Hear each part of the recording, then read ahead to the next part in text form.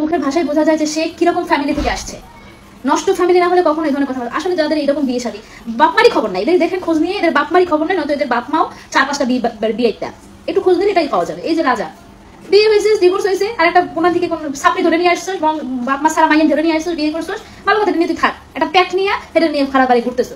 আমার জামাই আমার এবার বাপের বাড়ি যায় ঠিক মতো বেশি। এগুলো আসতেই থাকে সারাদিন, এইসব চলে ফেসবুকে টিকটকে, মানে এগুলোই পড়ে আছে। আচ্ছা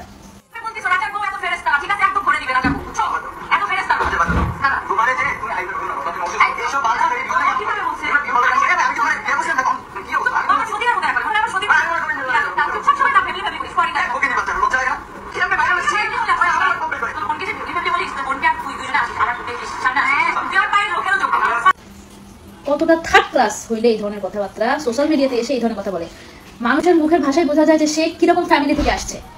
নষ্ট ফ্যামিলি না হলে কখনো এই ধরনের কথা বলে। আসলে যাদের এরকম বিয়ে শাদী বাপমারই খবর নাই, এদের দেখেন খোঁজ নিয়ে এদের বাপমারই খবর নেই, নয়তো এদের বাপ মাও 4-5টা বিয়ে একটু খোঁজ দিলে এটাই পাওয়া যাবে। এই যে রাজা বিয়ে হয়েছে, ডিভোর্স হয়েছে, আর একটা কোনা থেকে কোন সাপড়ি ধরে নিয়ে আসছো, বাপ মা সারা মাইন ধরে নিয়ে আসছো, বিয়ে করছো, ভালো কথা নিয়ে তুই থাক, একটা প্যাক নিয়ে এটা নিয়ে খারাপ বাড়ি ঘুরতেছো।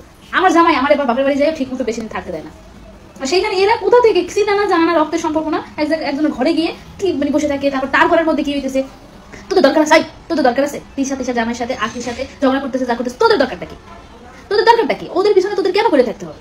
তোর পেটে একটা বাচ্চা রে ভাই, হ্যাঁ তোর পেটে একটা বাচ্চা, তোর কি সেদিকে খেয়াল নাই? তোর যে বাচ্চা হইতেছে, তুই যে আরেকজনের জামাই ধরে টাইম নাইনে বিয়ে করে এবার বাইরের মধ্যে বাচ্চা ঢুকাইছোস, তো শরম নাই, তো লজ্জা নাই, আর কি ধরনের সাউন্ড ইউজ করতেছোস? আর সারাটা তো একটা বেয়াদবি, মুখের ভাষাতেই বোঝা যাইতেছে। খ্যাতমার্কা ফ্যামিলি, খ্যাতমার্কা বংশ, খ্যাতমার্কা মানুষ, পাবলিসিটিতে আসলে মানুষ এই অমুকের ধরে তমুকের ধরে, এগুলো চলে থাকে না? এগুলোর শিক্ষা দেওয়ার কেউ নাই? এগুলোরে আইন আওতা আনা উচিত, প্রত্যেকটা ধরে এনে তারপর থাপড়ানো উচিত। কি ধরনের ল্যাঙ্গুয়েজ আর কি ধরনের কথাবার্তা একজনের সম্পর্কে বলে, হুদা কেন? ওদের কোনো দরকার আছে? হুদা জায়গায় ঢুকে গায়ে মানে না আপনি মোড়ল, এই অবস্থা। আবারও কিন্তু লীনা আপু ওদেরকে ধুয়ে দিল।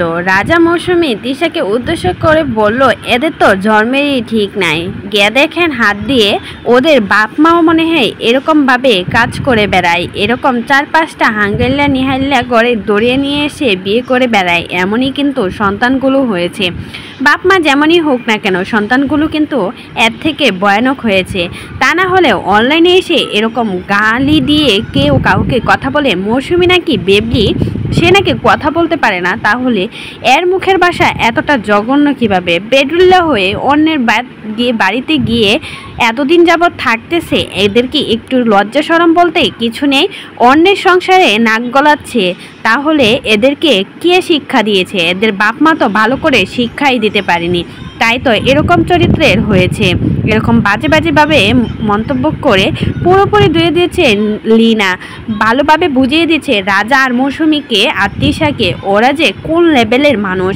আসলে এদের অত্যাচারে মানুষটা একদম অস্থিষ্ট হয়ে গেছে। অনলাইনে তো ঢোকাই যায় না, টিকটক ফেসবুক খুললেই ওদের ন্যাকামো নাটক শুধু চোখের সামনে পড়ে। এই বিষয়ে কোনো মতামত থাকলে সেটা কিন্তু অবশ্যই কমেন্ট বক্সে জানাতে পারেন।